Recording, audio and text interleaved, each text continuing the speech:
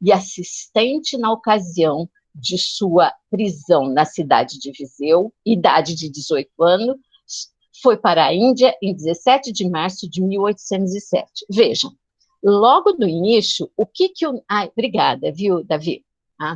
O que o narrador, logo de cara, nos avisa? Que teria existido alguém chamado Simão Antônio Botelho, que teria sido um parente da família dele, tá? E que esse sujeito, por algum motivo aqui, se envolveu em assassinatos e coisa que o valha, no imbróglio, tá? E foi deportado, e foi exilado na Índia, tá? Esse primeiro excerto, ele vai criar o que no leitor para vocês? Que tipo de expectativa esse excerto inicial cria no leitor? Que possibilidade vocês veem?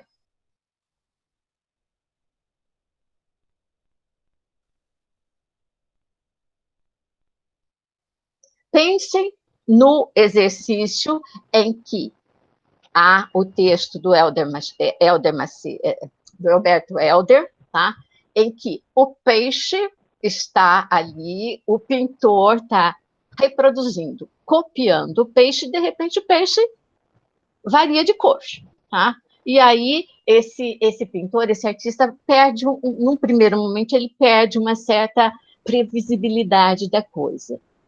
Um texto como esse, que começa dessa maneira, nos informando um tempo historicamente marcado, ele aproxima o texto do leitor na medida em que o leitor pensa isso como realidade factual, como realidade empírica, como alguma coisa que aconteceu. Então, cria um laço com o leitor. Tá?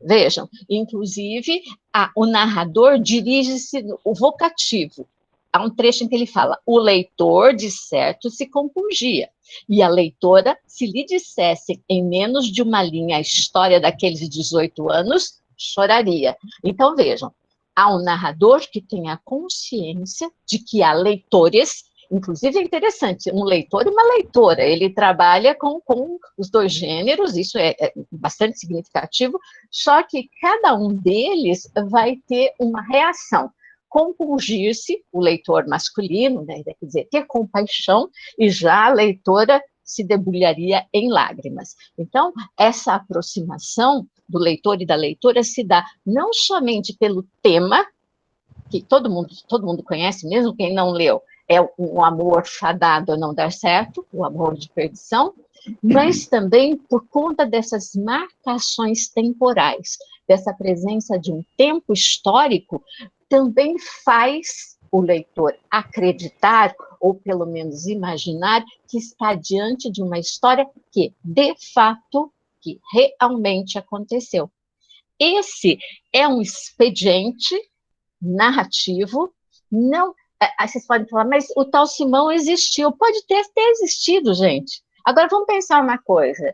Eu leio um texto literário, vocês leem um texto literário para saber da história da vida de alguém? Ou vocês leem um texto literário por outros motivos? Tá? Porque se eu quero conhecer a história factual, a história empírica, os relacionamentos de alguém ou de determinado dado histórico, o texto literário pode ser uma alternativa, mas não é a alternativa mais significativa. Nós temos textos históricos, geográficos, sociológicos, antropológicos, filosóficos, psicanalíticos e coisa que o valha. E mesmo aí a gente tem que ir com um determinado cuidado. Agora, então, o texto menos recomendado, eu vou dizer assim, vulgarmente, para que se tenha esse tipo de notícia, é um texto literário. Mas é um expediente utilizado até hoje. E a narrativa contemporânea usa esse expediente, talvez mais do que os românticos, vamos pensar assim, ou os realistas, mas de modo sutil. Porque aqui você tem essas marcações, nós temos essas marcações que causam essas impressões. E eu só li esse início, mas depois eu vou chamar a atenção para outras partes, quem já leu uma parte do texto percebe que não é só no início que o narrador faz isso, ele vai fazer esses links com lugares, como ele se detém, por exemplo, quando há a briga entre o Coutinho, que é o primo, pretenso futuro marido de Teresa, tá? E o próprio Simão, se descreve uma praça, tudo tão detalhadamente que isso nos aproxima de lugares e de datas. Raul, você quer dizer alguma coisa? É isso mesmo que eu ia comentar, Rosana, porque eu consegui ler o texto Uhum, todo e eu percebi exatamente isso, porque durante todo o texto o narrador vai inserindo o leitor, vai chamando o leitor. Então ele vai dizer em algum determinado momento, vamos dar uma pausa, porque agora eu entreguei muita coisa, vamos mais devagar para não entregar tudo para vocês de uma vez uhum. só. Aí ele vai entregando algumas coisas para o leitor de uma forma muito interessante, que vai interagindo o leitor junto com ele. Isso é muito interessante. Aí eu lembrei bastante do Machado de Assis Sim, também, né? que, Me, me veio à mente, porque o Machado de Assis também usa esse recurso. o Machado também era um leitor de Camilo Castelo Branco. Quer dizer, você tem leitores, não que ele é um. Veja, aqui nós estamos falando de representações e de estruturas narrativas que dão vida ao texto literário. Então, vejam que os expedientes utilizados pelo Camilo se aproximam de expedientes machadianos. É lógico que com uma outra feição, outra construção de personagens, mas essa recorrência a um leitor e a uma leitora, isso nós vamos encontrar aqui no Machado de Assis. Tá? Então, há um certo, por vezes, há uma certa depreciação, e eu mesma, em algum tempo, já fui isso, especialmente quando era aluna de graduação, de achar o texto romântico muito marcado, muito superficial, mas quando você vai ingressando na análise das estruturas narrativas, você percebe que talvez aquela história de superfície nós já tenhamos lido em outras situações. Por exemplo, ainda que vocês são da literatura e da língua inglesa, vocês ainda acho que não devem ter literatura de língua inglesa, mas todos conhecem, de ouvir falar, ou de ler o Romeu e Julieta do Shakespeare. Então, aqui, se vocês conhecerem a história do Shakespeare, vocês vão ver a presença desse, vamos dizer assim, desse fio narrativo shakespeariano, tá?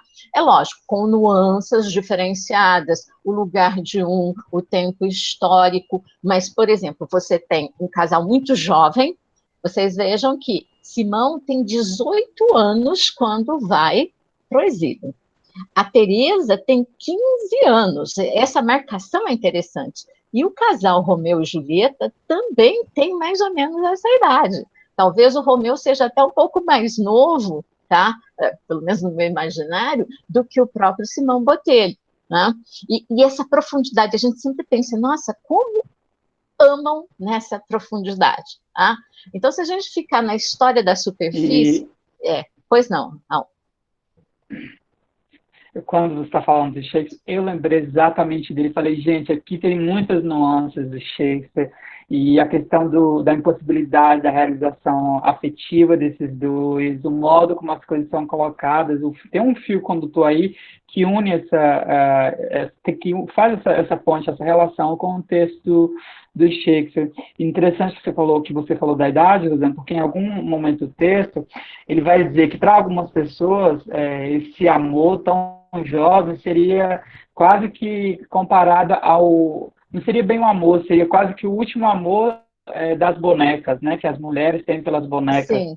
Aí ele diz assim que é o último amor que na verdade seria das bonecas. Achei interessante a comparação. É algo mais ou menos assim, ele diz. É o último, mas é o primeiro que acaba se transformando do último da vida, né? É interessante esse jogo que o E, narrador camiliano faz. Quer dizer, é o estertor da, da, da meninice, né? Porque aí eu nem vou falar em adolescente, né? No caso da Teresa, da meninice, o ingresso no imaginário adulto desse amor trágico e também esse ingresso significa o fim. E esses casais, tá? Como Romeu e Julieta, como Simão e Teresa, como Tristão e Isolda, esses casais que fazem parte de um determinado imaginário trágico, dessa perspectiva amorosa, eles são tomados como os pares perfeitos, tá?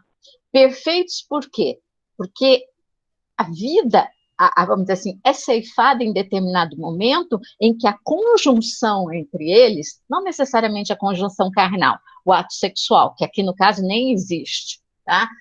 E o contato mínimo, vocês vejam que o contato que Simão e Teresa têm é um contato de olhares nas sacadas das suas respectivas residências, tá? Então, essa união, sei lá, de alma, de espírito, tá?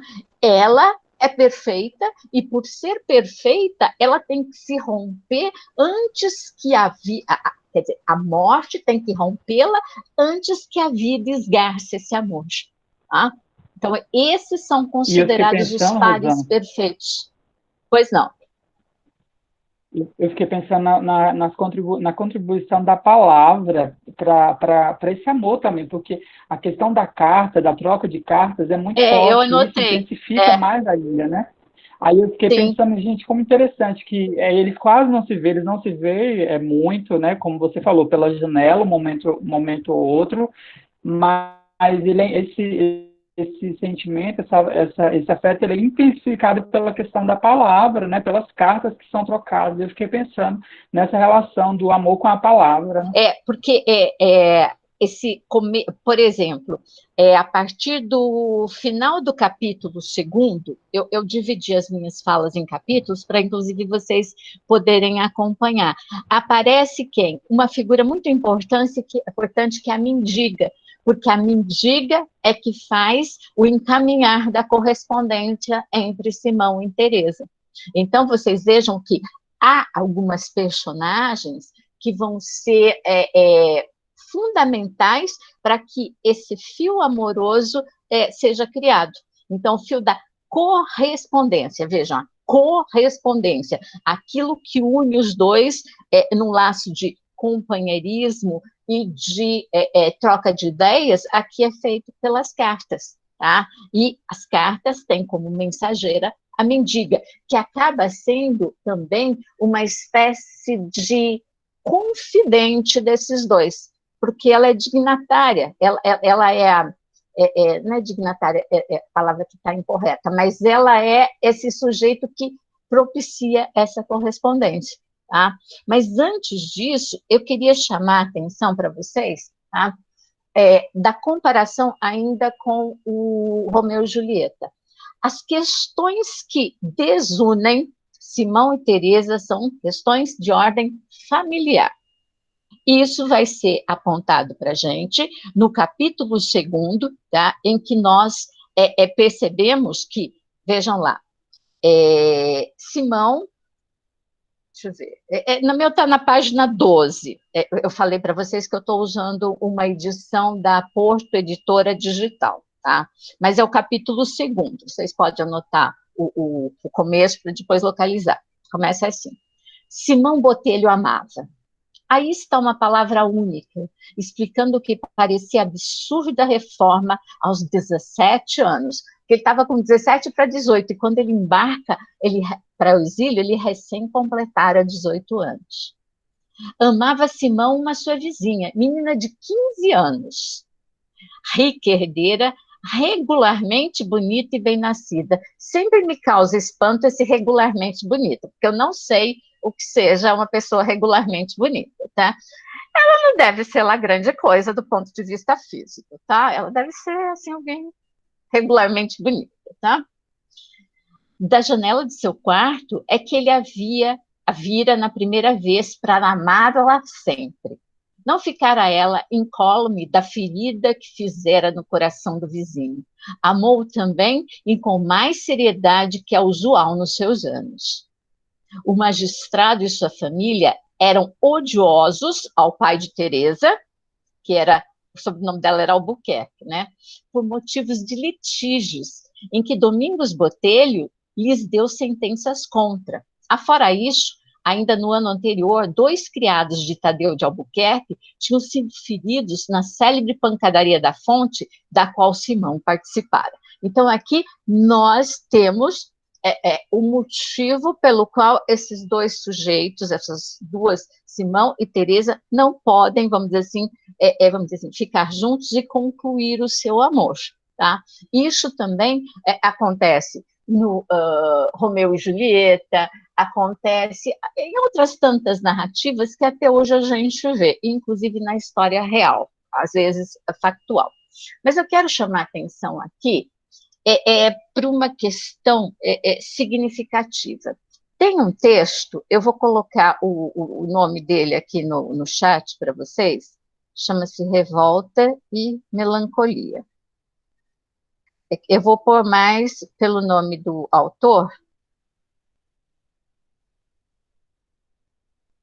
Revolta e Melancolia, de Michel Levy. Tá?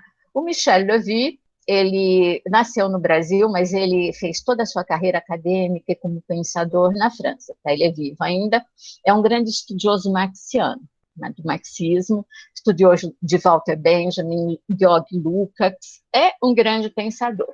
E no Revolta e Melancolia, ele vai falar do romantismo como uma resposta à modernidade e às promessas que a modernidade fez e que não foram cumpridas. Porque quando a gente pensa em modernidade, e ele como um filósofo, como um pensador de orientação marxiana, marxista, ele vai pensar, tá, que a modernidade tem uma ligação muito profunda com o quê? Com o capitalismo. Tá? Então, quando se pensa em modernidade, se pensa em uma proposição econômica, tá, no capitalismo. E esse capitalismo, vamos dizer assim, embrenhado na modernidade, ele vai prometer muita coisa para o sujeito. A ideia do sujeito que, se trabalhar e angariar fundos, vai enriquecer. O sujeito que pode ter mobilidade social a depender das relações que ele estabelece com o capital e coisa que o valha. Tá? Só que aqui, na história de Simão e Teresa, nós temos uma família, tá? Como as famílias de Simão e Teresa são famílias que, dentro do status social português, ambas têm uma projeção, vamos dizer assim, mais ou menos nobre, só que a família do Simão, a família Botelho, ela é menos nobre que a família Albuquerque, tá? E o pai do Simão vai utilizar, por exemplo, a função que ele tem como juiz para, de alguma maneira, prejudicar a outra família. Então, vejam, esses litígios que, na aparência, e aqui eu estou lendo pela perspectiva do Michel Levy, são familiares, tá? Não são somente familiares, eles também têm uma origem nessa situação de classe social, nessa busca por ascensão. E nessa ascensão, um sujeito vai querer se sobrepor ao outro graças a determinadas situações nas quais ele se encontra. Essa é uma proposição muito interessante do Michel Levy, que vai explicar, por exemplo, vai tentar explicar, ou é uma... explicar não, vou usar, que vai problematizar determinadas situações ocorridas e recorrentes no romantismo. Por exemplo, não somente pensando no Amor de Perdição, mas em textos da literatura brasileira que vocês conhecem. A gente pensa que, ao final da narrativa, quando não há felicidade total, o casal morre, como aqui, ou algum dos protagonistas enlouquece, ou alguns textos portugueses, se a gente pensar nos romances, por exemplo, de um Alexandre Herculano, há um retorno histórico à Idade Média, tá?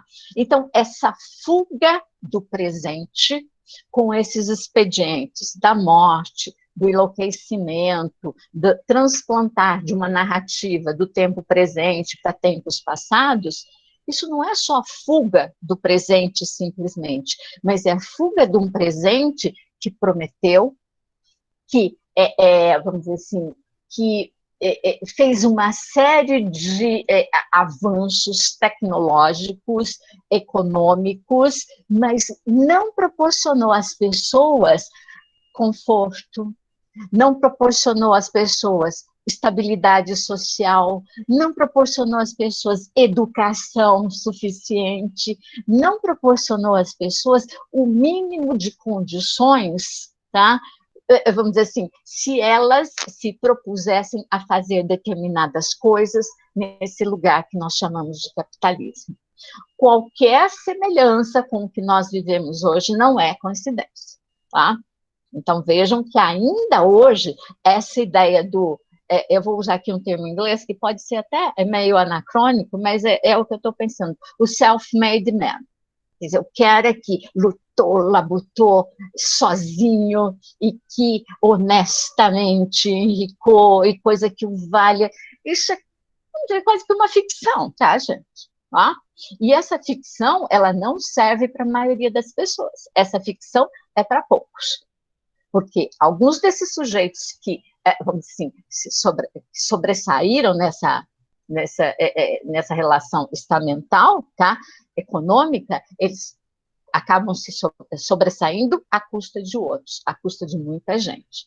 Então, vejam que por detrás dessa história também há essa proposição, né? A proposição de que esse imaginário de mobilidade, essa modernidade, esse acesso a bens de consumo, a conforto e coisa que eu valha, não é para todos, definitivamente.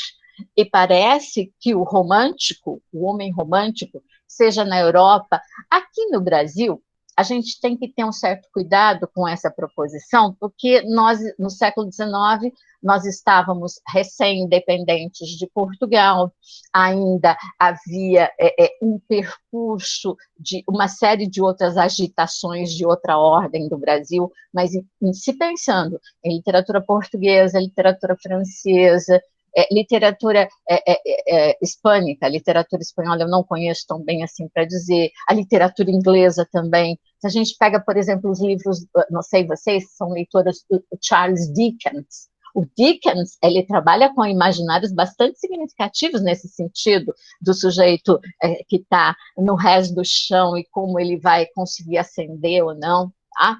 Então, essa é uma proposição interessante, ver como o romantismo europeu, já é uma resposta concomitante às, eu vou usar aqui vulgarmente, às utopias colocadas pela modernidade.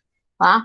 E como o romance romântico já trabalha com um ambiente, vamos dizer assim, que desfaz, que problematiza essas utopias modernas, tá? Essas utopias da modernidade. Aqui eu não estou falando em modernismo, não estou falando em modernista, não estou falando de uma estética literária, mas estou falando da relação, tá, com esse ambiente, com esse lugar que se conhece por modernidade. Por isso que, por vezes, aqui na América, tá, na América Latina especialmente, que é de onde a gente fala, no Brasil e nos demais vizinhos hispânicos, tá? Se fala em modernidade tardia.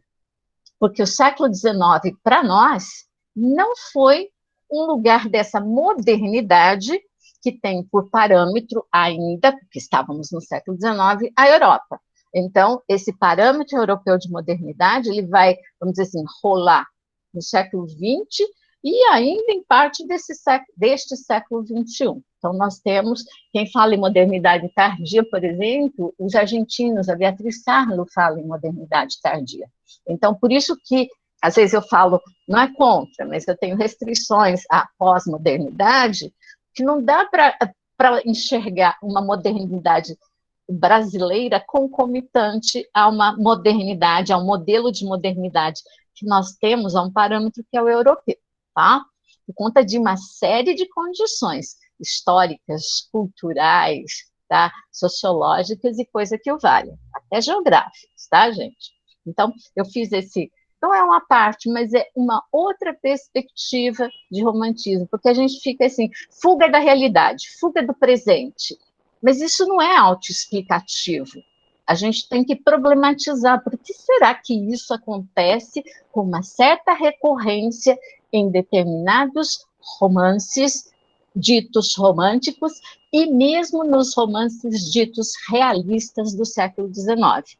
No Brasil, isso acontece também, eu penso que mais nos realistas. O próprio Machado coloca alguns dilemas desse momento, a Luiz Azevedo, do Cortiço, por exemplo, do Mulato, o Adolfo Caminha. Então, vejam, um cara que já escreve no século XX como ai, meu Deus, gente, eu estou vendo o rostinho dele aqui, mas não estou vendo o texto. O do Policarpo Quaresma, o triste fim de Policarpo Quaresma. Vamos lá, gente.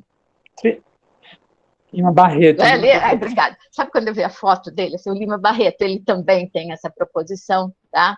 Pois não, Raul. Você falou dessa ascensão e tudo, né? É uma proposição, na verdade, inclusive bem capitalista, né? Sim. Do individualismo, de que você vai ascender na vida, melhorar coisas sozinho, e na verdade as coisas não são assim. Ninguém está cercado em si mesmo. Há relações e você está para com essas relações, elas estão em relação a você, e é preciso compreender isso, que essa ideia essa ideia individualista de ascensão é uma ideia capitalista mesmo. Vamos vencer na vida. Gente, não tem nada para vencer, a verdade. Né? No final das contas, é isso. Não tem muita coisa para vencer. Tem um percurso, né? Tem uma travessia que a gente vai fazendo, e o importante é justamente esse percurso, né? O que acontece durante, eu acho. Né? E é interessante que, por exemplo, a mendiga... Veja, a gente fala dos protagonistas, Simão e Teresa, mas quem propicia essa união relativa, frágil, e uma união à distância, vamos dizer assim, entre Simão e Teresa, é uma mendiga, é uma moça como a Mariana, filha do ferreiro, é o próprio ferreiro. Então, vejam, esses sujeitos que estão em classes abastadas, eles dependem desses outros sujeitos que estão, vamos dizer assim, para usar inclusive um termo português, que estão no resto do chão, para que as relações entre eles se deem e sobrevivam, ainda que por um curto período de tempo. Então, vejam a importância desses outros sujeitos, tá? Que, por vezes, a gente só presta... Essa leitura do Michel Louvi me propiciou, desde algum tempo, desde que eu conheci o texto do Louvi, a enxergar essas outras personagens, tá? Que, no mais das vezes, não eram enxergadas. Eu não vou dizer que vocês não vão achar textos em que essas personagens são postas em circulação. Vocês vão, tá? Mas não é a leitura que tradicionalmente se faz. Se vocês um dia forem ministrar aulas, seja na graduação, na universidade, seja no ensino médio, tá? E forem falar desse texto, e forem buscar livros de antologias, vocês não vão encontrar com facilidade textos que demonstrem a importância dessas outras personagens. Vai se focar ainda no Simão e Teresa, com a Mariana ainda, dando uma certa importância, na classe social que os desune, nas fichas familiares, mas não vai se chegar a problematizar e a dar visibilidade a essas outras personagens. Isso é interessante. O Camilo dá visibilidade a outras personagens que não só aquelas. Aliás, quem leu todinho O Amor de Perdição e quem está lendo vai perceber que a Teresa é meio... A Teresa, eu não sei, eu tenho assim muitas restrições a ela, inclusive como construção de personagem, tá? Construção, ela é de uma rasura, vou usar aqui, rasura no sentido de rasa, e um sujeito, vamos dizer assim, muito fragmentado, um sujeito que a gente não consegue avalizar, tá? Nem problematizar, tá? Ao contrário do Simão e ao contrário da Mariana, ao contrário, por exemplo, do Ferreiro, há outras personagens, né? Então, só que o Camilo, não sei se vocês leram a biografia dele, ele sobrevivia dos romances que ele escrevia. Ele já era vamos dizer assim, um escritor profissional, tá? O Amor de Perdição ele teria escrito enquanto ele esteve preso durante 1 ano por adultério, tá? Ele foi preso por adultério, crime, em Portugal, aqui eu não sei mais se é crime, mas enfim, tá? Mas na época em que ele cometeu o crime de adultério, ele passou 1 ano preso, e como ele não poderia, vamos dizer assim, se privar do capital financeiro que o mantinha, ele escreveu O Amor de Perdição, né? Então vejam que ele também tem que se voltar para os seus leitores, né? Mas a gente percebe essa outra preocupação que sempre esteve ali, só que a crítica literária não se permitiu durante algum tempo, por conta mesmo daquela questão que a gente chamou a atenção dos excêntricos, que estão fora do centro, né? A mendiga é uma excêntrica, a Mariana é uma excêntrica, o ferreiro é um excêntrico, os criados são excêntricos, eles estão todos fora desse lugar. Então, como ler esses sujeitos se não havia subsídios, se não havia quem prestasse atenção neles, seja na realidade empírica, seja no texto literário? Então, vejam que essa é uma outra leitura. Vocês vão encontrar textos, é lógico, sobre isso em revistas e coisa que o valha, mas não tanto assim, tá? Quer fazer alguma fala, Raul? Eu fiquei pensando exatamente nisso, Rosana, porque eu não consegui me aproximar muito da Teresa, assim, sabe? Eu Não também não. sei, no final das contas, tem até um momento que ele diz assim, o narrador fica um tempo sem falar sobre ela, e depois ele fala assim, e Teresa?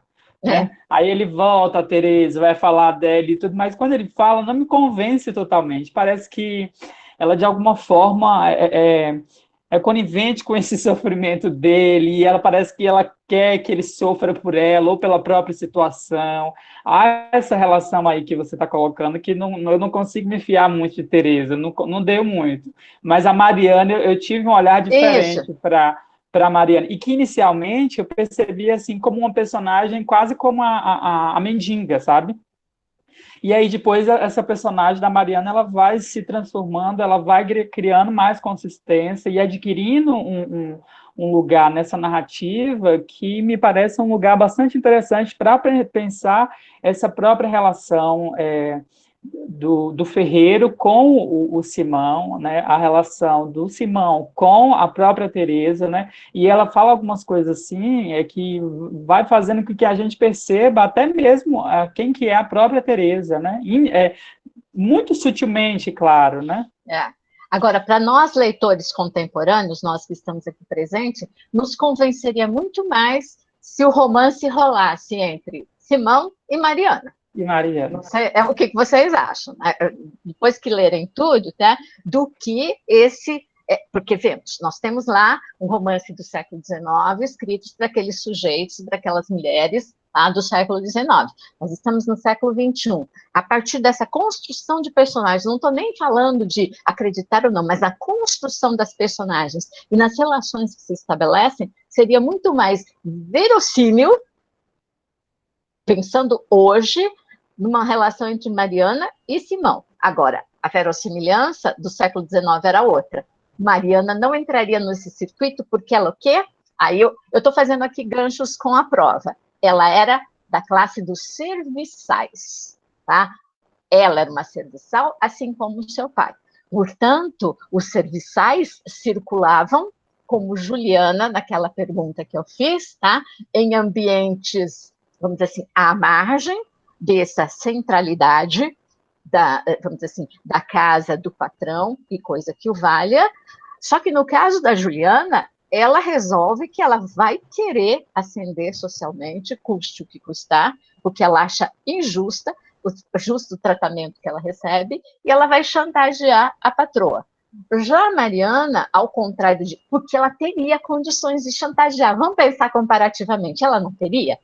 Ela teria, gente, porque ela é a leve trás da coisa, ela sabe o que acontece, e ela teria condições de chantagear o Simão, ou a família do Simão, ou a Teresa, ou a família da Teresa, e querer galgar algum lugar. Mas não. Ela se basta a ela essas, eu vou usar aqui, essas migalhas do amor, ou desses agradecimentos, dessa satisfação que ela desperta em Simão em relação à situação. Então, vejam, tá? Ali, qual é a condição? É que vocês, alguns de vocês não conhecem tão bem a história de Portugal, mas até muito recentemente, durante boa parte do século XX, em Portugal havia serviçais, tá? Serviçais é o que a gente entenderia no Brasil como agregados. São pessoas que não, vamos dizer assim, elas vivem na casa, elas orbitam em torno daquelas pessoas que têm poder e têm dinheiro, mas elas não são pessoas da casa. Quando é necessário, elas são deixadas de lado, tá? É a coisa de o serviçal não senta à mesa, não sentava à mesa, o serviçal não mantinha uma relação de, vamos dizer assim, de amizade de fato. Era uma relação de conveniência extrema, principalmente para o patrão. Isso mesmo, Vitória, seriam como as governantas. Elas tinham uma certa liberdade de circulação, mas uma certa liberdade. Há um momento em que essa liberdade não pode ser ultrapassada. Tá? Havia, inclusive, como se a gente pensar numa relação com a comparativa à escravização aqui no Brasil, os negros, por exemplo, havia governantas que tinham filhos de patrões, esse tipo de coisa, então os bastardos. Então era uma relação que aqui no Brasil a gente poderia pensar nessa ideia do agregado, tá? Porque o agregado tem um dia que ele parece que ele cobra um lugar, mas aí lembra que ele não faz parte daquele lugar, tá? Então, é uma coisa semelhante à Mariana e ao pai dela e a outros sujeitos que circulam pela narrativa. Então, lembrem-se da questão que eu fiz, que nós fizemos acerca da Juliana, tá? Mais adiante, isso aqui não foi uma digressão, gente, foi para a gente pensar o romance para além desse par amoroso, para a gente pensar o romance com todas essas condições e que estavam em circulação. Vejam o texto literário, o que ele diz. Tá? No capítulo 5º, tá? O Simão já fez todo, ele volta para Viseu escondido, tá? Eu estou pondo trechos que são significativos para que vocês acompanhem a leitura do 5º, e ele vai ser hospedado pelo ferreiro, porque ele voltou escondido, tá? Hospedado em casa de um ferreiro, Simão nota-lhe a filha. Veja, aqui entra Mariana em cena. E aí eu cito um trecho. Moça de 24 anos, veja, Mariana é mais velha, tanto mais que Simão e Teresa. Formas bonitas, ao contrário da outra, que era regularmente bonita, esta tem formas bonitas. Um rosto belo e triste. Veja, é interessante que o narrador, ele atribui a beleza a essa outra mulher, que não é a protagonista. Só que ela tem a tristeza, talvez. Será que essa tristeza, ele quer atribuir essa tristeza à condição social, à idade? Porque uma mulher de 24 anos no século XIX já deveria estar casada quase com uma prole, né? Ela não deveria estar, vamos dizer assim, solteira. Vejam, o imaginário do século XIX. Notou os reparos em que ela se demorava a contemplá-lo e perguntou-lhe a causa daquele olhar melancólico com que ela o fitava. Mariana corou, abriu um sorriso triste e respondeu. Veja, em 2 linhas, apareceram 2 vezes o adjetivo triste e melancólico. Tá? Não sei o que me adivinha o coração a respeito de vossa senhoria. Alguma desgraça está para lhe suceder. Por amor de uma fidalga de Viseu, por amor de uma fidalga de Viseu que tem um primo em Castro Daire. Tá? Então, vejam, ela é como que uma fala premonitória da Mariana acerca do que vai acontecer com o casal. Nós podemos pensar assim, veja, eu estou fazendo uma distinção entre nós, leitores do século XXI, e os leitores do século XIX. Para eles, aquilo era uma novidade.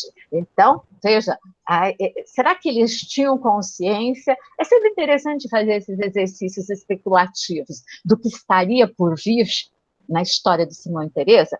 Nós já sabemos, porque a gente tem todo um imaginário acerca desse tipo de romance, acerca desse tipo de percurso narrativo. Nós somos leitores experimentados e leitores diferenciados, tá? Especialmente nós que estamos num curso de letras, tá? Mas a gente tem que pensar que essa aqui é uma fala do tipo premonitória e que, de alguma maneira, adianta o que virá a seguir nessa relação de Simão e Teresa, tá? E não só na relação deles, mas na relação familiar, que vai envolver outras pessoas. Quer falar algo, Raul? Sobre essa sabedoria dela, né? Me parece que Mariana, não sei se pela idade ou pelas próprias vivências dela, mas ela demonstra ter uma espécie de sabedoria e de Sim. conhecimento em relação à própria vida, talvez, né? E muito mais ao Simão, porque é a pessoa que ela está afeita, né? Claro, mas em alguns momentos que ela fala, assim, ela tem algumas determinadas proposições delas que a gente fica assim pensando, nossa, ela vai adiantando algumas coisas por uma espécie de sabedoria dela mesmo, né? Talvez uma sabedoria popular, não sei, ou... Isso. Eu queria que você usasse essa palavra, uma certa sabedoria popular, que popular. vem não só de um conhecimento, vamos dizer assim, de histórias populares, mas da própria convivência com a vida, com essa vida do rés do chão, com essa vida da necessidade, com essa vida de Simão e Teresa, porque Simão, vou usar aqui um termo, e vocês devem perceber isso, ele era um fanfarrão até conhecer a Teresa.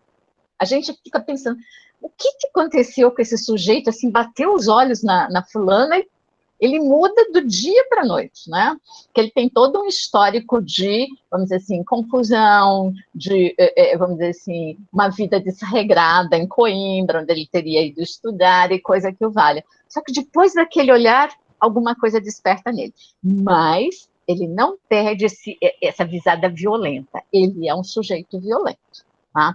A violência dele se demonstra naquelas situações em que ele se envolve com a morte dos criados da família de Teresa e coisa que o vale. Tá? Então, deixa eu ver.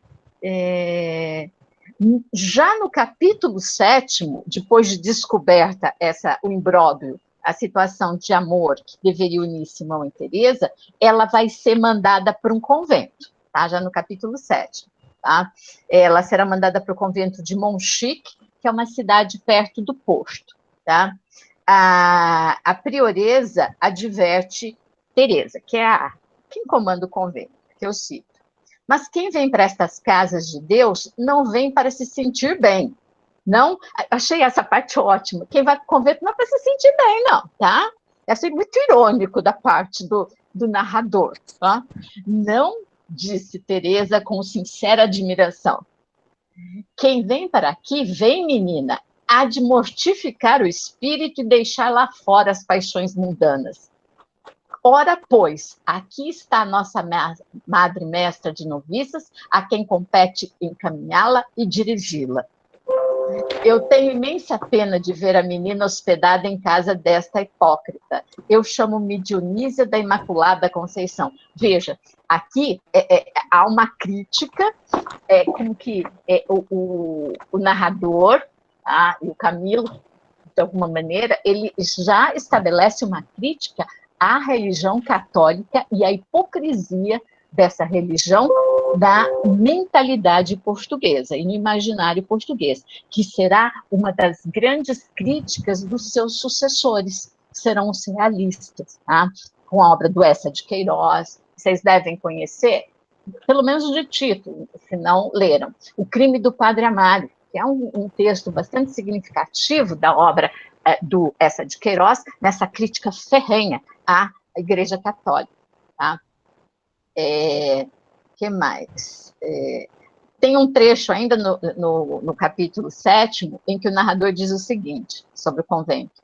Não delongaremos esta amostra do evangélico exemplar viver do convento, onde Tadeu de Albuquerque mandara sua filha respirar o puríssimo ar dos anjos, enquanto se lhe preparava crisol mais depurador dos sentimentos do vício no convento de Monchique. Tá? Então vejam que há toda uma... O narrador é irônico, em relação a essa ida. Essa ida, ela não vai, vamos dizer assim, purificar ninguém, ela não vai servir para acalentar ninguém, ela vai servir como um castigo. Então, vejam, a ideia que se fazia, a ideia que os intelectuais, que eu estou tomando o Camilo, nesse sentido mais que intelectual que romancista, esse imaginário que perpassava a Igreja Católica e como isso se incrustou na sociedade portuguesa, tá? Quer fazer algum comentário, Raul? Quando ela entrou no convento, eu fiquei pensando isso também, Rosana, porque eu falei, agora vai vir a perspectiva religiosa. Então, vamos ver como que o Camilo pensa a igreja, né? Uhum. E eu tive essa impressão também, porque ele falava tanto das freiras e o vinho, e elas queriam o vinho, e era o vinho. Eu falei, gente, aqui tem uma crítica que ele está tentando, não sei, talvez colocar em questão a relação das irmãs com a bebida e tudo, né? E em Sim. alguns momentos ele vai falando do espaço e da necessidade delas e de como que uma fala mal da outra. Aí tem uma chegando e tem um momento em que eu gravei aqui, mas agora eu esqueci exatamente o lugar. Um momento em que a Tereza está com uma freira conversando assim que ela chega. Uhum. E aí ela vai apresentar e diz, você não pode ter amizade com essa aqui, nem com essa aqui. E quando ela vem chegando, elas mudam de assunto. E depois ela fala, nem estávamos falando de você, algo assim, quando na verdade estava falando mal da outra freira. E ele vai colocando essas relações mesmo, né, que se dá no campo religioso. Agora, eu posso estar errado também, mas eu queria fazer um comentário, outro, sobre o João da Cruz, que é antes, já no finalzinho do capítulo 6, que vai entrar nessa perspectiva do convento. E eu fico pensando no nome João da Cruz nesse personagem, né? Porque é um personagem que ajuda muito o Simão, e tem essa relação muito próxima de cuidado com ele, né? Aí eu fiquei pensando, tentando fazer uma relação do nome com as ações, e aí eu lembrei de Jesus, João da Cruz. Quem que é o João da Cruz, né? Cruz, Jesus, essa perspectiva mesmo.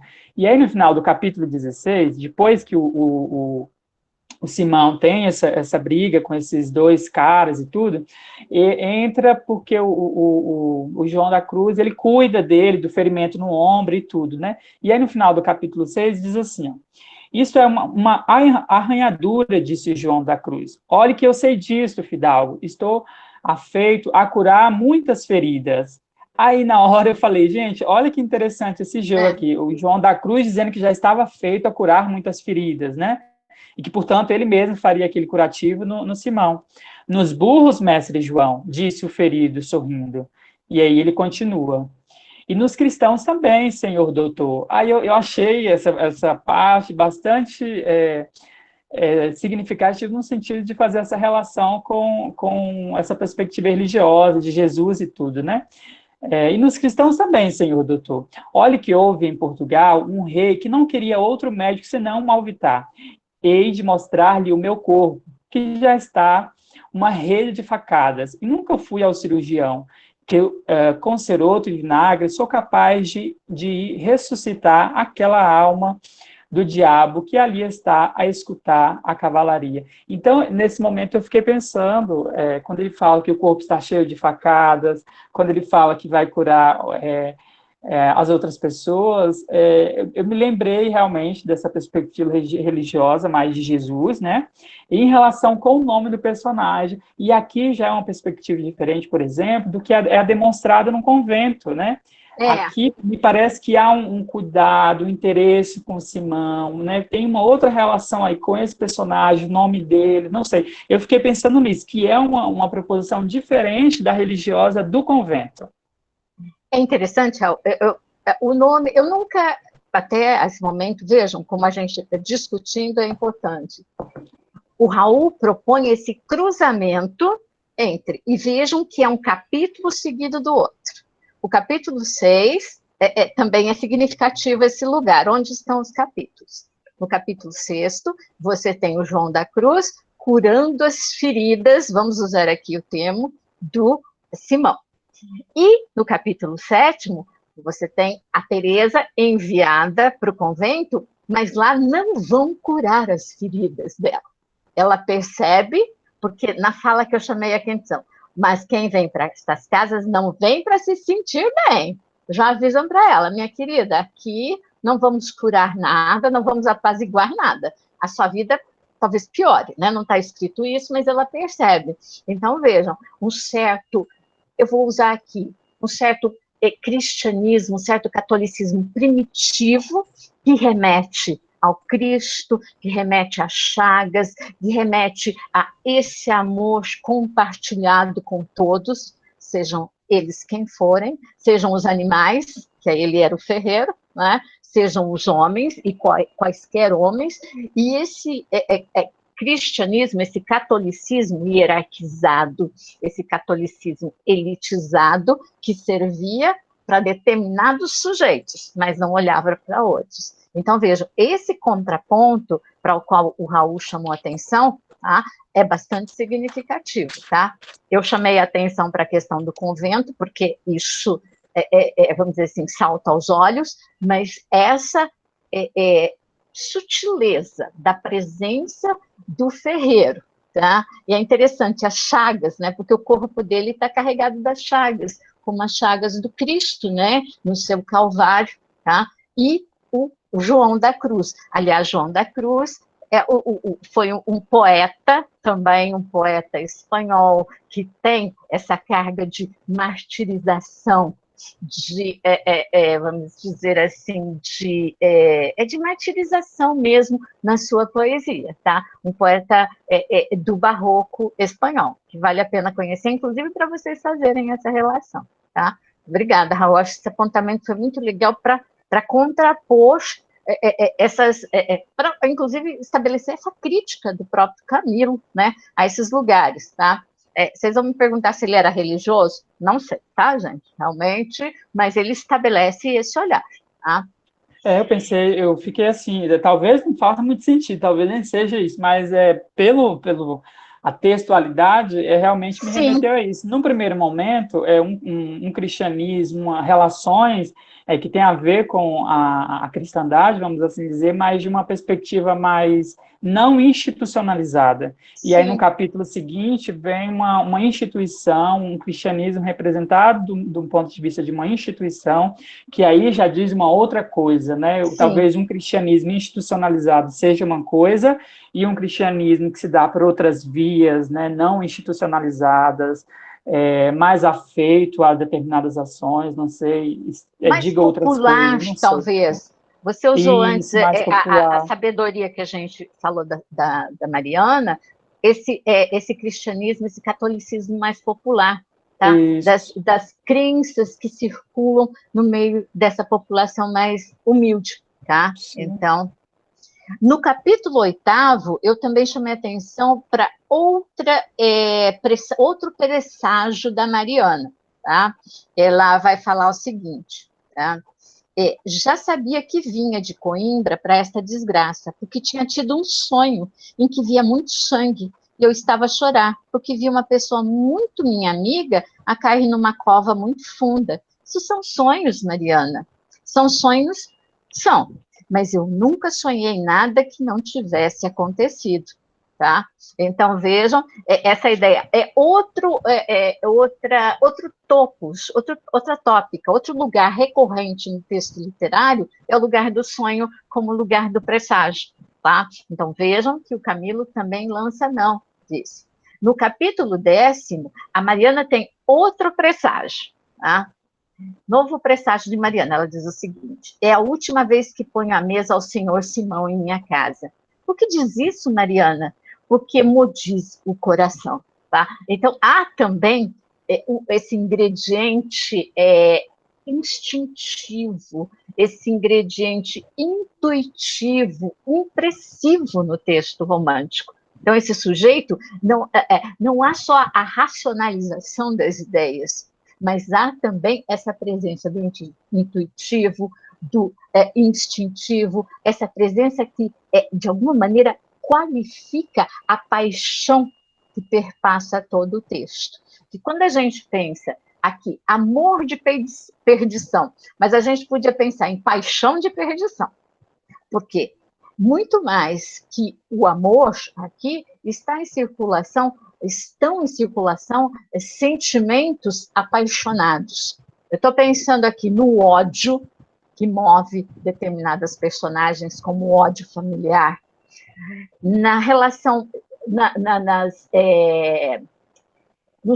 não só nos sentimentos, mas as atitudes violentas de Simão em relação aos seus algozes. Não que eu queria que ele fosse bonzinho, não é isso, mas aqui a gente está falando de paixões, e as paixões, elas são movidas pelo ódio, pela ira, por amizades como o do João da Cruz em relação ao próprio Simão, tá? E as relações que unem Simão, Teresa, Mariana, tá? Então, vejam, esse ar melancólico que ela tem, essa tristeza quase profunda que a gente percebe nela, também é um sinal apaixonante, é alguma coisa que é levada ao estado patológico, é quase que uma doença que move esses sujeitos, tá?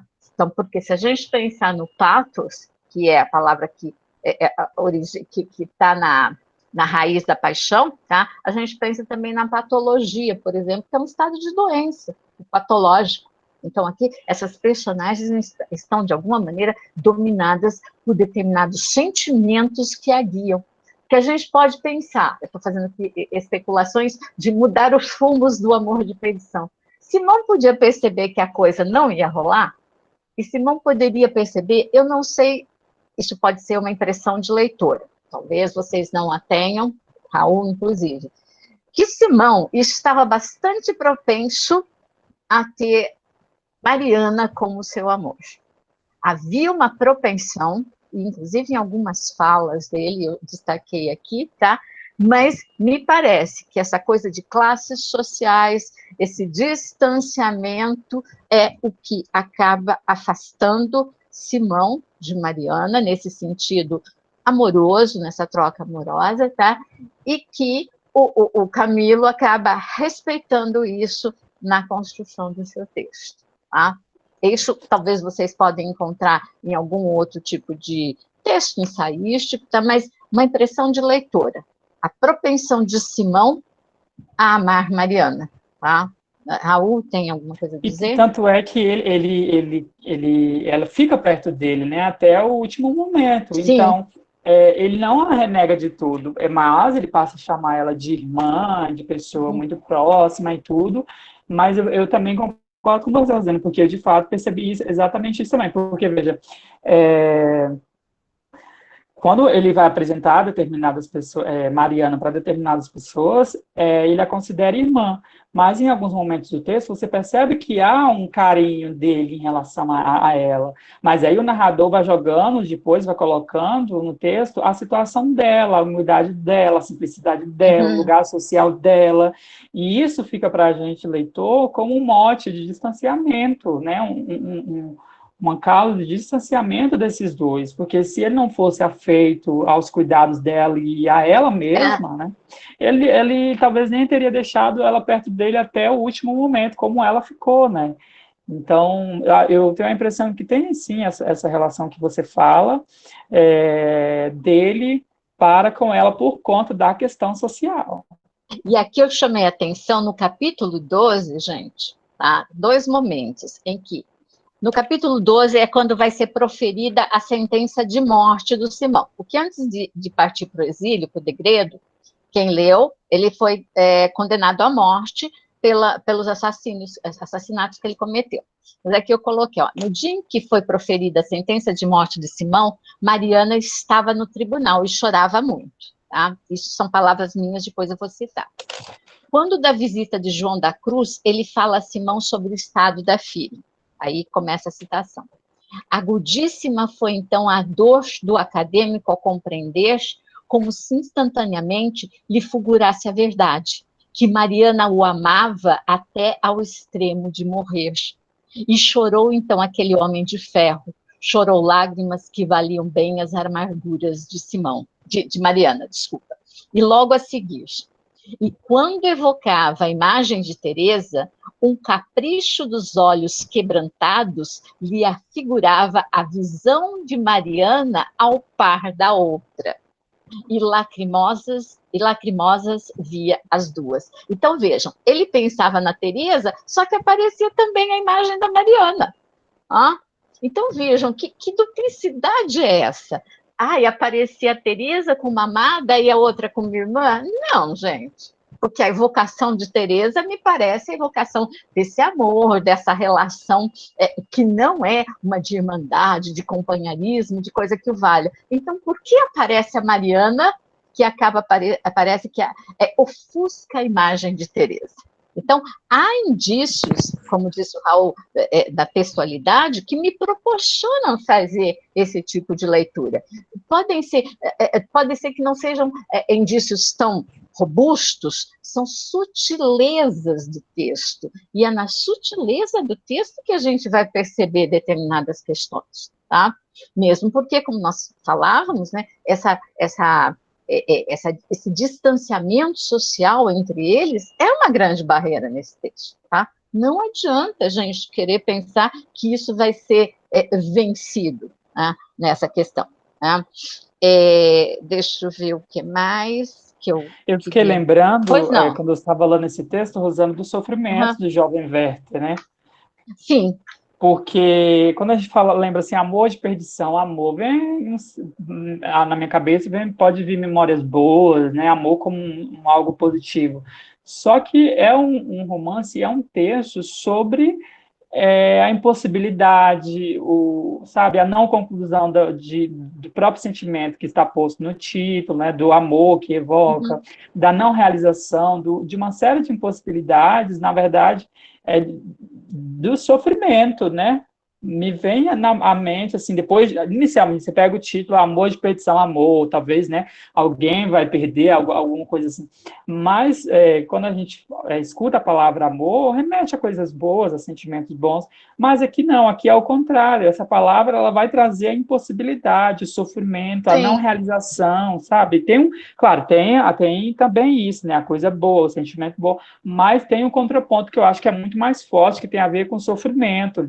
E aí me remeteu aos sofrimentos do jovem Werther, que é um paradigma. Quando eu trabalhava só trabalhava com literatura portuguesa e dava o tempo, né, um tempo maior de aula, eu trabalhava antes do Amor de Perdição, trabalhava com o Werther, do Goethe, para mostrar algumas diretrizes desse dito romantismo alemão e que também acabou orientando os romances românticos, não só na Europa, mas para além Europa. Tá? Mas, infelizmente... Mas fica aqui uma dica para vocês lerem, Os Sofrimentos do Jovem Werther, do Goethe. Tá? No capítulo 17, o João da Cruz vai ser morto. Então, o João da Cruz... Aí a gente lê aquela proposição do Raul, né, dele como uma espécie de Cristo, né, ali posto, só que esse sujeito que ajudou tanta gente vai ser morto. Tá? Apesar de tudo. E aquelas freiras hipócritas vão continuar no poder. Então, a gente vê também esse distanciamento. Tá? E, no capítulo subsequente, Mariana diz, porque a pena de morte do Simão vai ser comutada por uma pena de degredo, de exílio. E ela anuncia que vai acompanhá-lo. Ela diz o seguinte, né? Sabe que eu estou ligado pela vida e pela morte àquela desgraçada senhora. E daí? Quem lhe diz menos disso? Os sentimentos do coração só os posso agradecer com amizade. E eu já lhe pedi mais alguma coisa, senhor Simão? Não me pediu, Mariana, mas obriga-me tanto que me faz mais infeliz o peso da obrigação. Mariana não respondeu, chorou. E por que chora? Tornou Simão carinhosamente. Isso é ingratidão e eu não mereço que me diga o que o faço infeliz, tá? Aí também coloquei aqui um outro trecho. Decidida a acompanhar Simão Degredo, Mariana o convence disso e sente-se jubilosa, não por abnegação, mas sabedora de que fora de Portugal não haveria quem pudesse lembrá-lo, ou mesmo a própria presença de Teresa não iria assombrá-lo. Tá? Ela pensa o seguinte, a Mariana, a liberdade, o perdão, o casamento, a aventura, a coroa de seu martírio. Então, vejam, há em Teresa, em Mariana, desculpa, uma certa expectativa de que a relação entre ela e Simão durante o degredo, durante o exílio, mude. Tá? Há uma expectativa. O que, aí a gente pode dizer, mas ela agiu com interesses. Não, ela agiu como uma mulher agiria, ou como um homem agiria. Ela age como um ser humano, outro agiria. Tá? Porque quando nós nos deparamos com textos literários e com textos artísticos, por vezes nós projetamos em determinadas personagens aquilo que na realidade empírica não acontece. Então, vem essas personagens assim marcadas maniqueisticamente. O bom é bom até o excesso, ele abre mão dele próprio pelo outro. O mal é ruim, ele é mau até o excesso, tá cometendo todas as atrocidades possíveis e imaginárias. Então, por vezes, a gente não quer ler em Mariana não, ela está traindo Teresa. Ela não está traindo ninguém. Ela está o acompanhamento que ela faz, a proposição do acompanhamento é porque ela não quer trair a si mesma e ao sentimento que ela nutre por esse homem. Então, o acompanhamento não é por dó, não é por piedade, mas é por esse sentimento amoroso que ela nutre por ele. Tá? Então, vejam que a abnegação também tem um certo limite. O limite dessa caracterização da própria Mariana como um ser, como um sujeito com características humanas. Tá? Então, vejam, também perceber as sutilezas, que o Camilo, a gente vê o Camilo como um romântico, mas ele é um grande escritor que lida com a construção de personagens, com a humanização desses personagens, como grandes escritores como Machado no Brasil, como Zola, por exemplo, na França. Estou falando de homens do século XIX para o começo do século XX. Tá? Ele é um grande construtor de personagens e de seres que têm essa humanização, que carregam esses dilemas, essas dicotomias. Tá? Não são personagens planificadas, com exceção, para mim, da Teresa. A Teresa, para mim, é uma excrescência nesse romance. Tá? Eu sei que está sendo gravado e que a gente vai pôr para circular, pode ser que alguém discorde de mim, mas para mim ela é uma excrescência, gente. Se você compara a construção, aqui eu estou falando de construção de personagem, tá? Da Teresa, com a Mariana, com o próprio Simão, com o João da Cruz. Cara, ela para usar aquela rubrica, ela é planíssima, gente.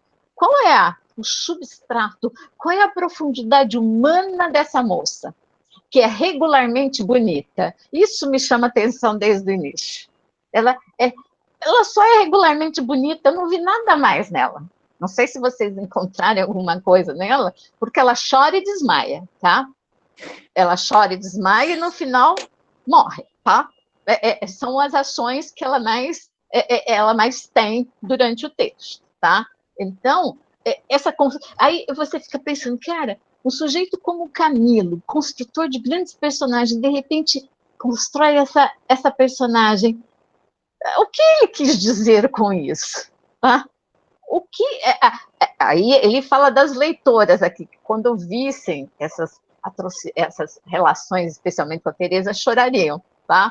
Aí também as mulheres do século XIX, o que era permitido ou não a elas. Mas as mulheres do século XXI e XX, como eu, veem nessa personagem uma construção rasíssima, tá?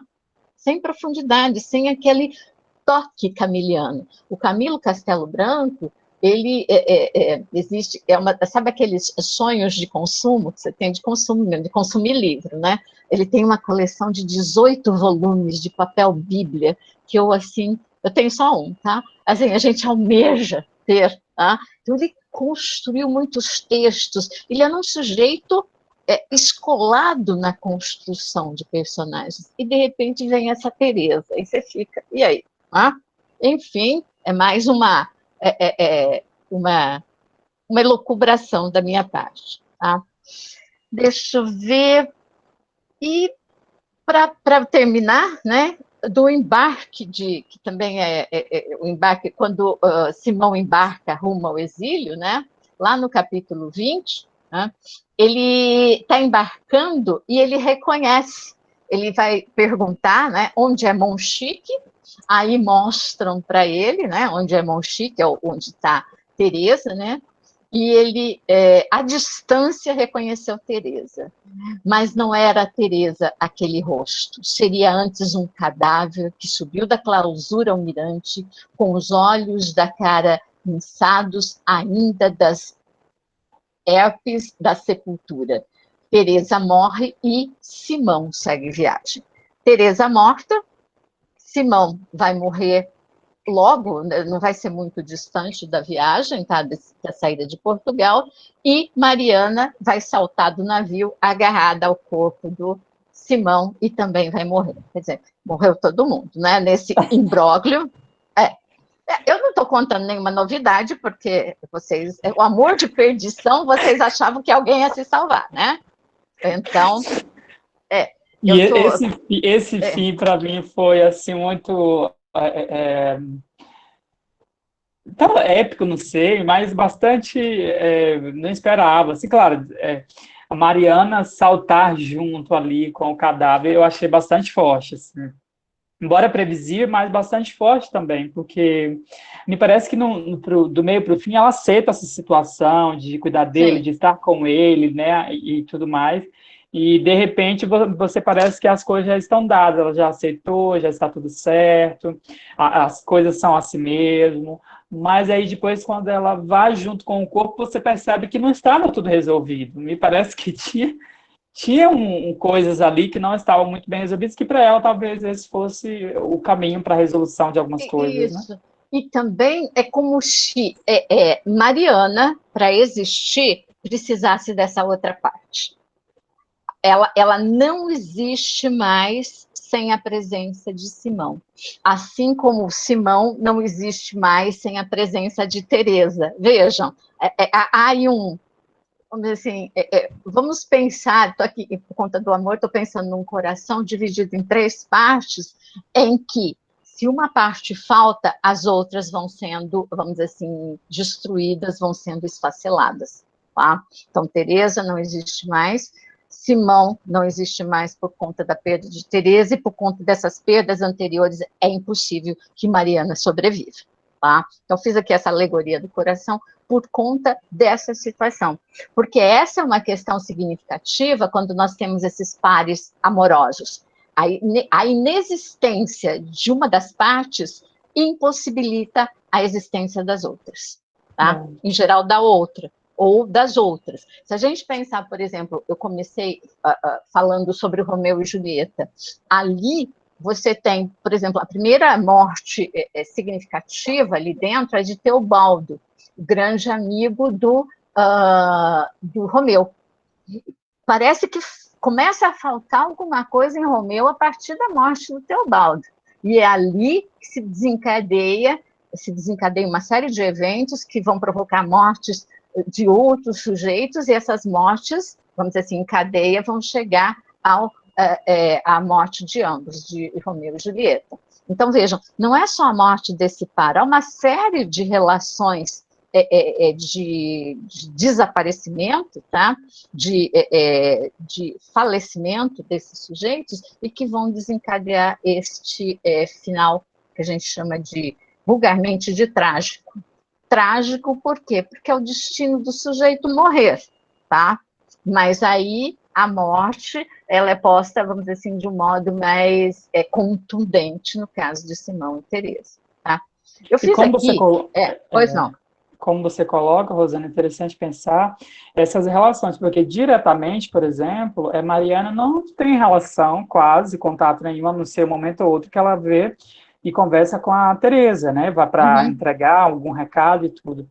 Diretamente não tem uma relação, mas a morte da Teresa, como você colocou, afeta Simão e, consequentemente, o estado de Simão vai afetar a Mariana. E, como você falando isso, eu fiquei pensando nas relações, né? Como que estão postas, porque indiretamente as coisas afetam um ao outro, né? Ainda que numa perspectiva tão imediata, mas afeta.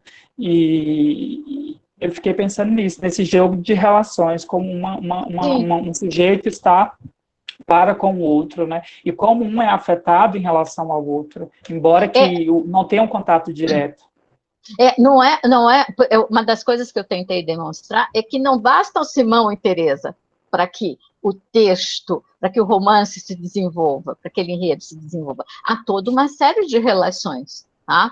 Relações em que pessoas não podem se conhecer necessariamente, ou não estar diretamente, vamos dizer assim, na convivência, mas uma peça que falta ali vai desmontar toda uma estrutura, tá? E aí a Isso também importância de estar atento a todo o desenvolvimento de um enredo, não sim, somente a uma historinha que está sendo contada, né? contada. Mas como ela está sendo contada, que recursos estão sendo manipulados para arquitetar esses acontecimentos, né? Isso. E a gente, como leitor, principalmente um leitor mais atento à construção textual, é importante que a gente se atente para esses elementos e desconstruir essa ideia de que a gente está atento somente à história, o que está acontecendo, mas como ela se coloca, quais os recursos estão sendo utilizados para a constituição desses elementos textuais. Isso é interessante perceber que esses jogos que você coloca, né?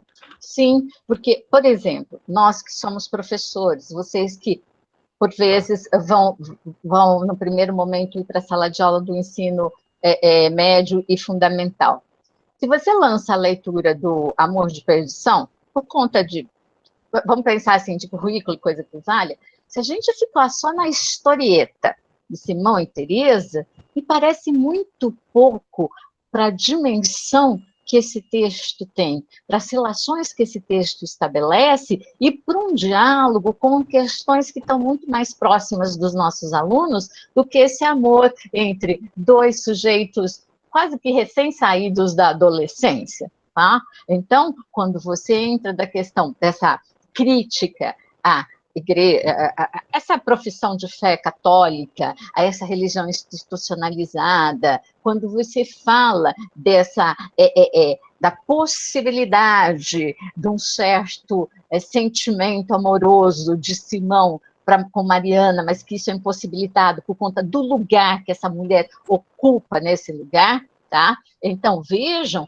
que aí você dá outra dimensão para o texto, e isso talvez seja muito mais significativo para os nossos alunos hoje do que só a historieta. A historieta de amor interessa, eu sei, tá? Dependendo do nosso público, mas não é só isso. Então, é uma outra possibilidade de leitura. Alguém perguntou aí, esse texto, sim, tanto Amor de Perdição quanto Singularidades de uma Rapariga Loira, sobre o qual eu vou falar no dia 19, porque semana que vem nós temos o feriado, dia 12, tá? Os dois serão objeto de análise no exercício número 2, tá? Análise, e aí vamos falar um pouquinho do exercício, da prova, né, da avaliação 1, né, Raul?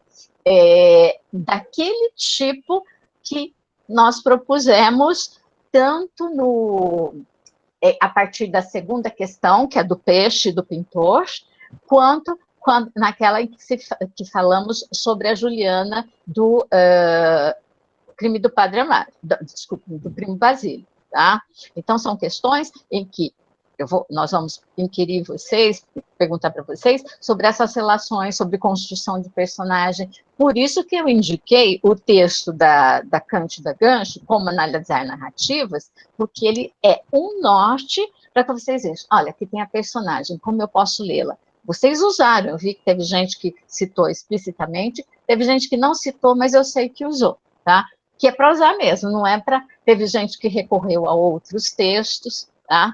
Então, tem alguma questão específica, Lara, que é a representante dos colegas, sobre o exercício? Porque, por exemplo, aqui eu falei da Juliana, quando eu falei da Mariana, a questão do peixe e do pintor, tá, gente? Ali, o que nós colocamos em discussão foi a questão da representação e da cópia. Tá? Eu falei aqui, por exemplo, de questão de hierarquia social, de classes sociais, mas vejam, o Camilo, ele não está copiando as relações, ele está representando literariamente, ele está representando artisticamente as relações que se davam naquele momento. E essa aproximação, eu vou usar o destaque que o Raul deu à figura do João da Cruz, inclusive que eu vou usar na aula seguinte, se você me permite, tá? Raul, Fique à né? vontade, Rosana. É lógico, eu sempre algumas coisas eu vou usando. O João da Cruz. Quando a gente falou, quando o Raul chamou a atenção para o nome, João da Cruz, as chagas, ele é uma representação possível, que a representação sempre é uma possibilidade, dessa da encarnação desse espírito de um certo catolicismo popular, de um certo catolicismo voltado para a solidariedade, para a empatia. Ele não é o Cristo, ele não é a fé católica, mas ele é uma representação. Por isso a ideia do peixe que muda de cor, aí o cara fica, e agora? O que eu faço com isso? Tá? Eu estava aqui pintando vermelho, de repente esse peixe muda de cor, e agora? Aí o que ele faz? Ele muda a cor também, tá? Porque ele não tem necessariamente o artista, ele não tem, não é necessariamente, ele não tem implicações diretas com a cópia, com a mimetização do real, com aquilo que acontece na empiria. Mesmo alguém escreveu, eu não anoto quem escreve, eu só faço registros assim, que mesmo o texto histórico não tem esse compromisso.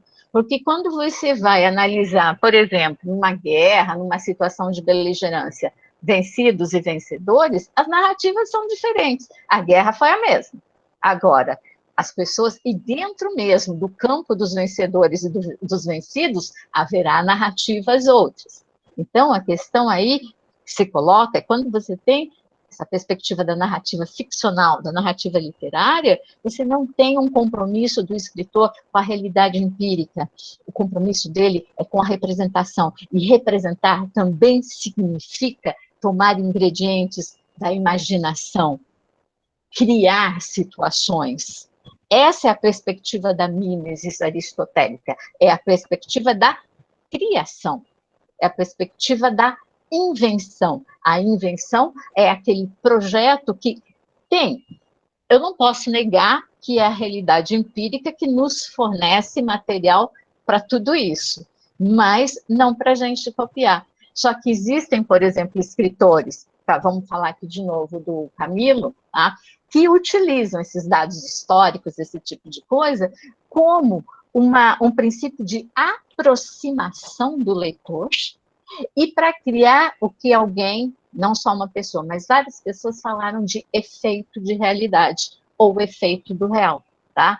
Então, se cria um efeito, e esse efeito se projeta no leitor, que cria o quê? Uma certa identificação com o que vai ali escrito, tá? Porque senão, se nós não conhecêssemos. Vocês já leram um texto literário em que vocês não identificam nada que faz parte da sua perspectiva de mundo? Eu acho que ninguém. Você já leu lá um texto que você não identifica nada? Eu imagino que ninguém.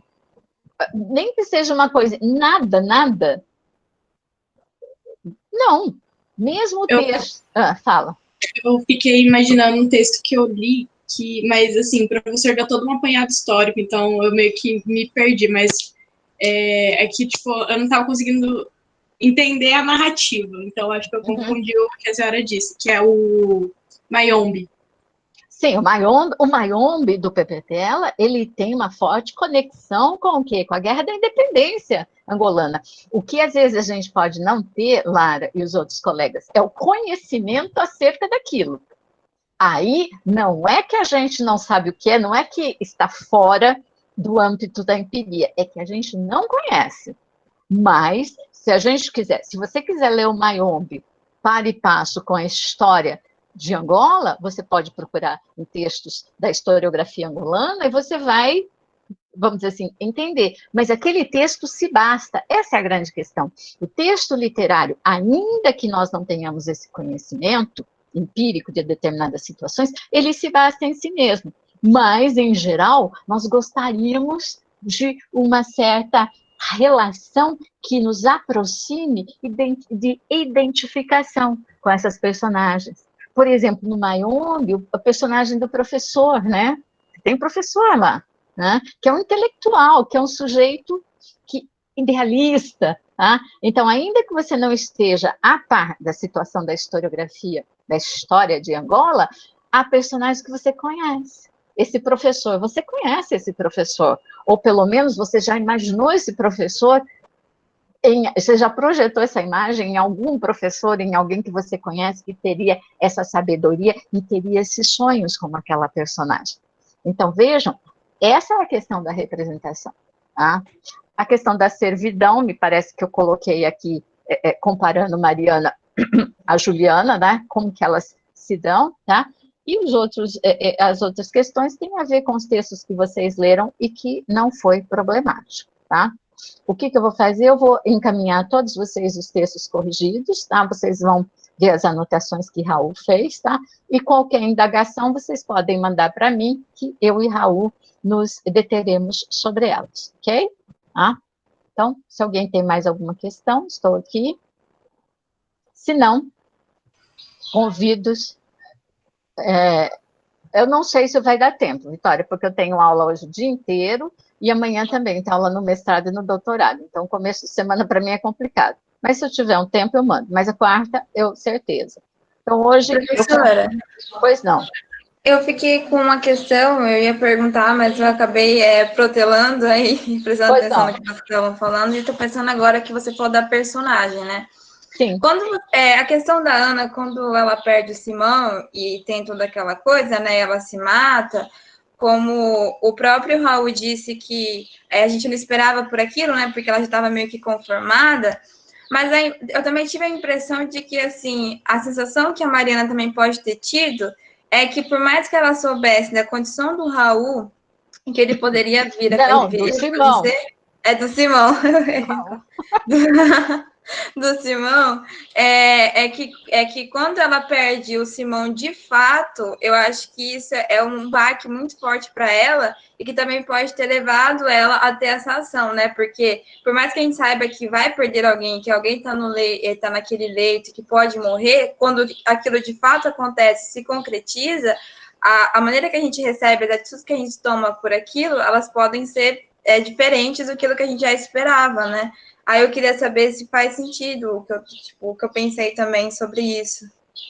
Faz sentido, Thaís, porque por mais que durante toda a narrativa ela não veja uma perspectiva concreta de ficar, vou usar aqui o termo, ficar, formar o par com o Simão, tá? Ali, quando ele morre e é jogado no mar, isso se esvai de vez, tá? Porque, por mais que ela não veja essa perspectiva, ainda há uma esperança. É como se houvesse dentro do sujeito essa esperança, senão ela teria morrido antes, tá? Parece que a Teresa morre porque ela não vislumbra mais essa esperança, tá? Porque a gente fica pensando, por que a Teresa morre? Ela vai definhando, não é uma questão física, mas ela percebe a impossibilidade, e a impossibilidade leva ao desfalecimento final do sujeito. Tá? Agora, a Mariana ainda acalenta alguma coisa, e inclusive tem esse trecho do texto que eu li, que ela vai acompanhá-lo, só que a hora que ele morre, essa última esperança se esvai, e só resta ela morrer. Tá? Essa é a sua leitura correta. Quer falar alguma coisa, Raul? Se eu posso comentar alguma coisa sobre as correções, ou a gente deixa para um outro momento? Não, pode comentar, Raul. Pode, muito à vontade. rapidamente. Rapidamente, que eu tenho aula às 9h30. Ah, tá bem. E tem que descansar um pouco a voz, né? Você falou bastante. Senão eu não falo mais. Acho que vocês estão me ouvindo todos, né? Uhum. Eu sinto um pouco da falta de vocês na participação nas aulas. Eu acho que vocês podem participar um pouco mais, comentar um pouco mais. Se às vezes não conseguiu ler o texto todo, mas pelo menos comentar um pouco do que até o momento que você lê, porque às vezes, de fato, a gente não consegue ler tudo por conta de outras demandas, né? E o ideal é que a gente lê o texto todo e tudo, para ter uma noção mais completa, pelo menos, do texto.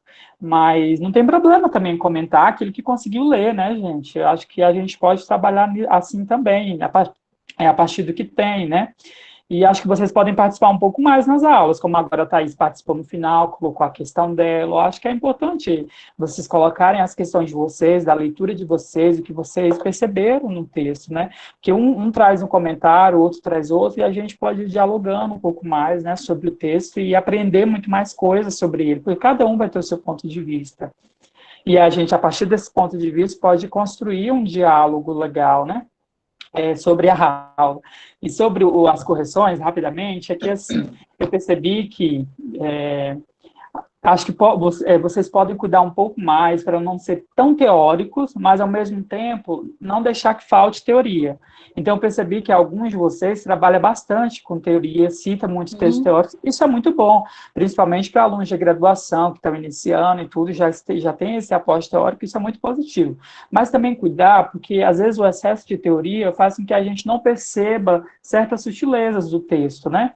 Como, por exemplo, a questão da escravidão, da última, que alguns citaram, né, mas nem todo mundo podia ter citado, que remete também ao tempo da escravidão, final do século XIX e tudo, e talvez se não tivesse atentado tanto ao tempo psicológico, cronológico, talvez poderia ter falado, por exemplo, sobre o tempo da escravidão e tudo, né? Não que falar sobre o tempo cronológico, psicológico seja errado, não estou colocando isso como um erro, entende? Mas que muita teoria, às vezes, prejudica outras sutilezas de outras percepções sobre o texto. Então, tentar fazer essa mediação, sempre, como a Rosana falou, respaldar teoricamente a partir dos textos que foram utilizados na disciplina, mas, ao mesmo tempo, desenvolver uma autoria sua, com suas reflexões, e que você pensa também, né? Isso é importante. A gente também quer saber o que vocês pensam sobre os textos, né? Procurar desenvolver autoria, eu coloquei, sempre fazendo um respaldo teórico, atentar-se, outra questão, pessoal, atentar-se exatamente ao que está sendo pedido, porque às vezes vocês colocam umas reflexões muito boas, muito interessantes, só que essas reflexões não é muito bem o que está lá na questão pedida, né? Sendo solicitada. Então, primeiro, você pode responder exatamente ao que se pede, e a partir daí você abrir a sua resposta para outras reflexões, que são cabíveis e que a gente quer escutar vocês sim, mas inicialmente responder ao que se pede, aí dialogando, fazendo a abertura da sua resposta, né? Sem se prender totalmente ao que está sendo pedido, mas inicialmente responder ao que está sendo pedido. E aí, a outra questão é cuidar a ortografia, a concordância, o uso de vírgula, do ponto, a coesão do texto, a coerência de uma resposta, porque por mais que seja só um parágrafo, é importante que o parágrafo tenha um início, meio e um fim, né? Então, uma frase, uma oração se comunica com uma segunda oração, uma terceira vai formar depois um período, e sabe? E tem todo um encadeamento que a gente precisa se atentar. O uso de crase, se alguém tiver dificuldade, eu tenho alguns materiais aqui sobre o uso de crase, me mandem um e-mail que eu posso mandar para vocês, desculpe, pessoal, que eu posso mandar para vocês alguns materiais sobre, por exemplo, o uso de crase, concordância, essas coisas bases e simples que é natural. Vocês estão na graduação, vocês estão aprendendo, né? E é o momento para isso. Mas cuidar as vírgulas, o ponto, respeitar isso, né? Pensar o uso da crase também e se atentar para os elementos textuais, de construção do texto, que a gente, quanto estudante de letras, é claro que a gente não precisa ser um guru da língua portuguesa, não é isso, gente, que eu estou colocando, tá? Mas ter minimamente um texto, um parágrafo que seja, com início, meio e um fim, que a gente consiga ler e compreender o que está sendo dito. Mas, de modo geral, eu gostei bastante das respostas. Eu sempre procurei, nas correções, considerar. Eu parto do princípio de fazer sempre aumentar, nunca diminuir o que tem, sabe? Porque eu acho que a gente precisa pensar mais positivamente do que negativamente. Então, eu sempre tentei considerar bastante coisa que vocês colocavam. O difícil é quando o aluno não responde nada e não colocou nada. Por exemplo, eu não lembro o nome do aluno, mas aí teve um aluno que deixou umas 3 ou 4 questões em brancas. Então, se deixar em branco, gente, eu não tenho como considerar nada. A gente não tem como considerar nada. Porque está em branco. O que eu vou considerar uma não resposta? Então, assim, às vezes é difícil mesmo elaborar uma resposta, sim, tudo bem, mas coloque alguma coisa que é para a gente ler, considerar e trazer alguma nota para contribuir também, né, com a formação de vocês e tudo, não deixar em branco, sempre tentar fazer alguma coisa. De modo geral, eu gostei bastante, vocês estão são leitores de fato, estão amparados teoricamente, como alunos de graduação já têm textos e respostas com bastante autoria, sabe? Já tem reflexões muito boas e isso é muito interessante. Eu gostei bastante. Obrigada. O Raul corrigiu ele e eu vou mandar para vocês, tá? Uma coisa que ele falou, e é significativo, que aí eu termino minha fala, tá? Eu, por exemplo, eu li hoje aqui, eu fiz até um apontamento, ó.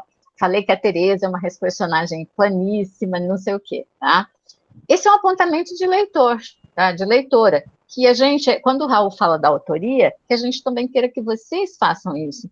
Não é só sob a perspectiva de uma pretensa teoria. Ah, a Tereza é protagonista? Será que ela é protagonista mesmo desse texto? A grande questão, quando nós somos leitores, e essa perspectiva da interatividade do leitor, tá, é se colocar nesse sentido, de questionar determinadas orientações críticas anteriores que vêm em determinados textos, personagens, espaços e coisa que valha, assim, mas eu, como leitor, não concordo com isso. Só que aí eu também tenho que ter o subsídio para argumentar em favor do que eu tenho. E não é necessariamente com a perspectiva teórica que eu argumento. Eu tenho que ler o texto. É no texto que, em geral, eu encontro o subsídio para argumentar as minhas leituras. Não é fora do texto, tá, gente? Por isso que tem que ler o texto, tá? Não adianta ler outras coisas, ouvir as nossas explanações é interessante, ouvir os outros colegas falarem é interessante, mas a leitura do texto é insubstituível, tá? Ou participar de outras adaptações, porque às vezes a gente encontra textos literários adaptados, seja para o cinema, seja para quadrinho, as adaptações são ótimas, validíssimas, mas se elas são oriundas, se elas partiram de um texto literário e nós estamos lidando com o texto literário, vamos ter acesso ao texto, tá? A gente luta aqui, né, Raul, pela literatura, tá? A nossa orientação é pelo texto literário. Também com subsídios teóricos, é lógico, mas sobretudo pela leitura de literatura, tá? Então... como a Rosana coloca, do texto, porque às vezes, pessoal, você procura na internet um resumo, uma leitura ou algo mais assim, você vai encontrar uma reflexão muito rasa de um personagem principal, sabe, dos dois lá, do Jorge, da Luísa, como se fosse só isso, e não é só isso. Aqui a gente viu, por exemplo, lendo esse texto, que Mariana não é só uma pessoa que que gosta de alguém, ou que está ali no meio desses dois, né? Não, ela tem a singularidade dela. Como, por exemplo, numa resposta, um aluno colocou assim que a personagem do Prêmio Basílio, né, a Juliana, a função dela era contribuir para o desenvolvimento da narrativa, principalmente dos dois personagens centrais. E não é só isso. A Juliana, ela tem a singularidade dela, ela tem a subjetividade dela, que ela precisa de uma análise condizente ao sujeito que ela é ficcionalmente, à personagem que ela é ficcionalmente. Não só no sentido de que ela está fomentando o enredo do principal, que é dos casais da burguesia. Não, ela tem a subjetividade dela, que a gente, enquanto leitor de literatura, precisa confrontar, e que isso não está posto, por exemplo, na maioria de alguns textos mais simples de internet, mas que essa leitura a gente só vai conseguir fazer a partir do contato com o texto, que é uma leitura mais aprofundada, sim, mais demorada, em coisas, na sutileza, como a Rosana já colocou, na sutileza do texto. Isso. Bom, então, eu agradeço a presença de todos hoje, agradeço o acompanhamento do Raul e de todos. Obrigada, Davi, por lembrar da gravação, tá? E convido todos e todas a essa semana a VOA Integra, o FMS, as apresentações de vocês, dos colegas, tá? E também, a semana que vem temos o feriado do 12, então voltaremos no dia 19, tá? Com a leitura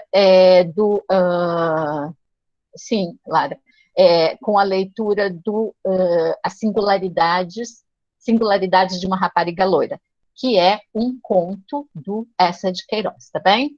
Obrigada a todos e a todas, tenham um bom dia, tenham uma ótima semana. Raul, bom dia, obrigada, boa semana e bom feriado, tá? Tchau, professora, tchau, Raul. Obrigado, Rosana. Tchau. Até mais, gente. Até Tchau, mais. tchau. Tá. Pois não, Vitória. É Lara, desculpa, Vitória, tchau. Professora, primeiro eu só queria falar que eu estava com saudade da aula da senhora, que a senhora sempre me revitaliza quando dá uma aula, eu acho a aula da senhora magnífica. Professora, ainda está gravando. Ah, tá, desculpa. Eu vou tirar, gente. É que tem coisas que me passam, tá? Obrigada.